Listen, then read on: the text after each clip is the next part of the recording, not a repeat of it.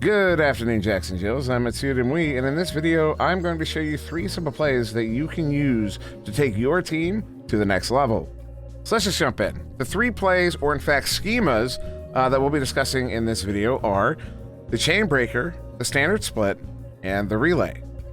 These 3 schemas can be used to build a nearly infinite array of plays that can be deployed for most strategic situations. So how do these plays work? Starting with the chain breaker, you'll be setting up a classic 3-man triangle, and the goal here is to effectively play monkey in the middle with an aggressive stack. That's the purpose of this play, is to play monkey in the middle until one of your players can stun out that stack, taking 2 of their players out of the play temporarily or longer.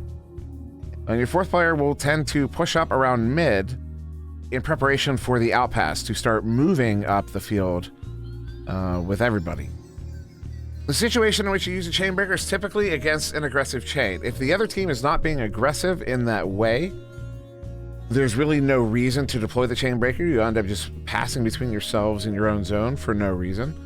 It can be used to bait out a chain that's maybe playing passively, and you want to bait that chain out to get them to attack you in your own zone so you can stun them out there and start pressing up to and through mid. But generally, if the other team is not playing aggressively, you're not going to be using this play all that often. In fact, usually this play is only pulled out in those situations when you are against an aggressive chain, which is fairly common. The next play we will discuss is the standard split, or the pub split, or the just tell me where you're going play. This play you were likely exceptionally familiar with. This is the one where you send a receiver to each tube, and then a 3rd receiver somewhere through mid, generally. Now, how exactly you and your team choose to execute this play is entirely up to you.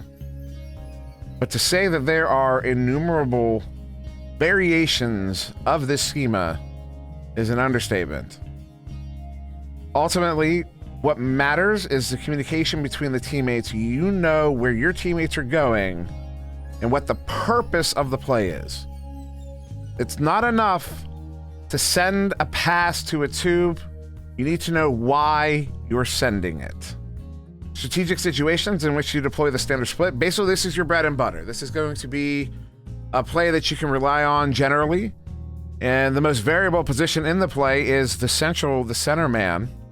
The player going through mid. Either you're going to stop high. There's reasons to stop high. There's reasons to go through, play deep. There's reasons to audible into a relay. There's reasons to play shallow with that man. There's reasons to play aggressive against a neutral or aggressive stack with that man.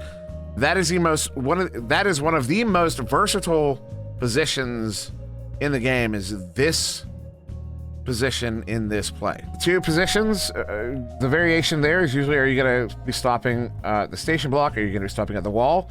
Are you going to stop at the entrance of the tube? Are you going to stop in the trap? Are you going to stop up high at popcorn? Or are you just going to continue on through? Are you going to let your momentum carry you and accept the pass in motion as you're pushing through? All viable options among many more. Again, ultimately what matters is the communication between the teammates. As long as you know where your teammates are going, where they are stopping, and what the intended purpose of the play is, this is your bread and butter. This is your standard split. Finally, the relay. Fairly simple. You have relay left, relay right. These are very simple setups where you send, basically you're going to want to send 2 to the side that you're going to be sending the relay to. And they're going to go out in a pair, and then one of those players is going to get an extra boost off of their partner and go deeper into the offensive zone. How this usually sets up is 1 player left tube, 1 player right tube, and then that 3rd receiver is going to go to either the left or right Pac-Man in the opposite zone. These passes are intended to be fast and quick. No one holding onto the disc for more than maybe a half a second, if that.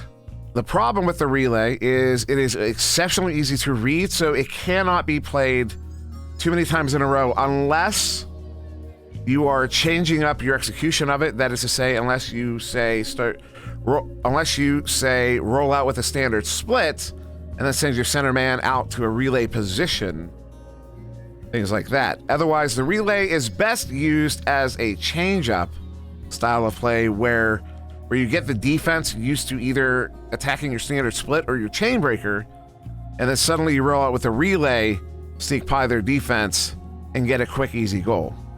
And that's basically the strategic situation in which you pull this out, is against an aggressive defense. The one defense you really want to watch running this against is a double stack. If they have a back stack, that back stack can very quickly read the relay and intercept that second pass.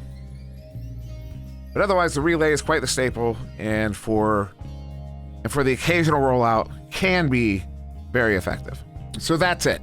These 3 plays, if you and your team get these down, you'll start noticing that you can alter them in slight ways to change the strategic characteristics of these plays, and you can basically figure out how to deploy them in all manner of situation. From here, you can build an even broader playbook. You can start really experimenting, and you can really start playing around with the chess game that is Echo Arena. So with that being said, I've been SirDimwi. Thank you very much for joining me. You have a wonderful day, and I will see you in the next one.